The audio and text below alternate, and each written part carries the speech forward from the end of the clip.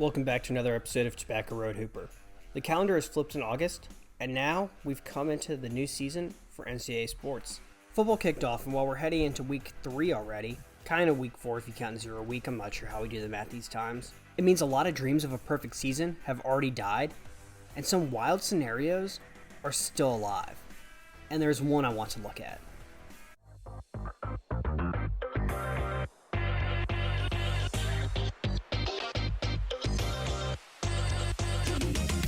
Down to 7 seconds. You can see the time. Wittenberg. Oh, it's a long ways. 2 seconds. He's got to put it up. And he wins it. He wins it with the jumper. To the court with Archie Diacono. 3 seconds at midcourt. Jenkins gives it to Jenkins for the championship.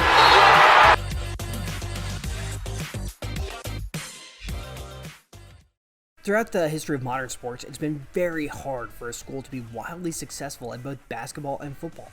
I mean, look at teams like Alabama, who have had amazing runs of football, and very recently been good at basketball, but hardly ever does it match up at the same time frame, let alone in the same year. Florida is the only D1 school to ever win a national title in football and basketball in the same year.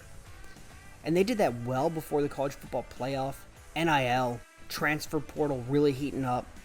Looking back, both the teams were just absolutely insane. In recent years though, the ACC has had a few teams come very close to an ACC title in both basketball and football. In December of 2015, in the ACC championship game, UNC lost to the Clemson Tigers 37-45 in Charlotte. A few months later though, in March, the ACC men's basketball tournament held just a quick trip up I-95 in Washington, D.C., had UNC beating UVA 61-57.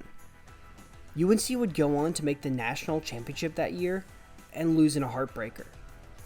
Now, I don't realistically see UNC having a shot to recreate Florida's magic that year. Even if they had beat Clemson, I'm not sure the committee would have them. Now, I don't think UNC realistically had a shot to recreate Florida's magic that year. Even if they had beat Clemson, I'm not sure the committee would have put them over Ohio State, Iowa, or Notre Dame. Although they would have for sure jumped Clemson and FSU for a shot. Clemson was the 1 seed that year, so I guess it's always possible. UNC was just so close to winning an ACC title in both basketball and football. And I mean, their basketball team did make a national title run. Who's to say their football team couldn't have that year also? Putting aside the national title hopes though, and just sticking with that ACC title in both basketball and football, I think there's a team this year that has a shot to do that. This is the first year without divisions in the ACC for football. And for years, the Atlantic Division, the likes of NC State, Wake Forest, Louisville, maybe some other teams, had fans out there just crying that if there weren't divisions, they wouldn't get stuck behind FSU and Clemson. They'd have a shot at an ACC title in football, as they had decent records but would look over to the other division and see a team with slightly more losses playing in the ACC title game. Although here we are. And in the first year without divisions, I don't think it's a former Atlantic team with the biggest hopes to jump over Clemson and FSU to make the ACC title game. And it's certainly not a potential Clemson-FSU matchup that I thought we'd be looking at 3 weeks ago. No, it's the team that just took down Clemson. Here if they don't pick this up on 3rd down and 3. Design run for Leonard, and he's able to break a tackle and get the first down and more. Leonard inside the 20, stiff arms a defender inside the 5 and into the end zone. It's a touchdown. What a play by Riley Leonard. One of the best plays of week 1. 44-yard scamper for a score. Another run play, Moore trying to get the edge. He's inside the 5, turns it upfield into the end zone. Touchdown, Duke.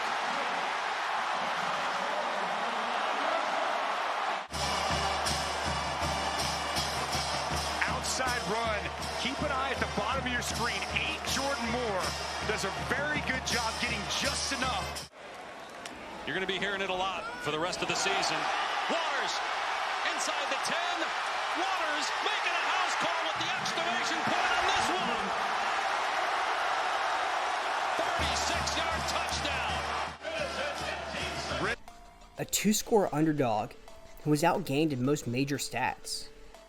Clemson had 12 more first downs, 50 more yards gained, combined with 40 less penalty yards. And at the end, Duke left with a 21-point victory. I spent all offseason looking at Duke as a favorite to win the NCAA basketball title this year. Vegas currently has them number 2 behind Kansas at plus 1,300. Duke's had some interesting years in football over the last decade, though.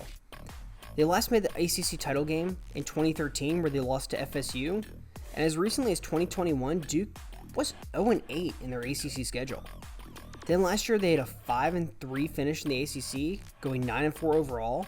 But when I'm looking up their strength of schedule, it wasn't very hard. All that to say, I thought Duke football didn't warrant the hype this year. There were people out there saying that with Duke quarterback Riley Leonard leading them into the season, his draft stock being so high, that this Duke team was a sleeper. They were going to be great. They had a chance to run the ACC. But they were running up against Clemson pretty early on. And I just didn't see it. I think I was wrong. Now, their out-of-conference schedule, they just had a nice win against Lafayette. They have Northwestern, a UConn team that just got crushed by Georgia Southern. It gives them a chance to regroup after this Clemson game and heal up for their ACC run. They do have to play Notre Dame at home, but after that game against NC State, I'm really not sure what to think about this Notre Dame team. They're obviously a good team, but they don't seem that dynamic, and their win against their first ACC opponent really was handed to them by multiple interceptions by the North Carolina State quarterback. And then they do have to play NC State, who knows how good they are. They look very questionable right now. Wake Forest and Pitt, all at Durham, which none of those are easy games, but I feel like they're all winnable. It's the traveling part of the schedule, the going to Chapel Hill and Tallahassee. And you can imagine they'll drop at least one of those, but even with that record, they would still have a chance to finish second in the ACC, given the new conference format. This football team is certainly one to keep an eye on this year. The basketball roster behind Kyle Filipowski, Jeremy Roach, Mark Mitchell and company is just absolutely stacked. If the Duke football team were to bring home an ACC title, I'd say this basketball team could be set to make history. Who knows, given the current climate of sports, especially in the ACC, how many more years the ACC has left. I do know they just added the 3 West Coast teams, and it's going to give them some longevity, but it just doesn't seem like it's going to be the same conference. So this really could be the end of the ACC as we know it, at least given the formats and the teams that we're used to. And we see how hard it is for a team to win in both basketball and football, given that Florida is the only team to bring home 2 national titles in 1 year. That just shows you in the history of Division I football and basketball how hard that accomplishment really is. And I'm not usually one to watch a Duke football game, but I'll certainly be keeping an eye on them, especially as their ACC play starts to get heated this season. Because a few wins in November, and we could be in a really, really special season come tip-off for basketball. And what a send-off to the ACC would be is if in the last year of this format before adding the 3 West Coast teams, Duke, of all teams, were to win an ACC title in both basketball and football, and close out the ACC with a team that was never supposed to be good at football in terms of how everyone viewed them.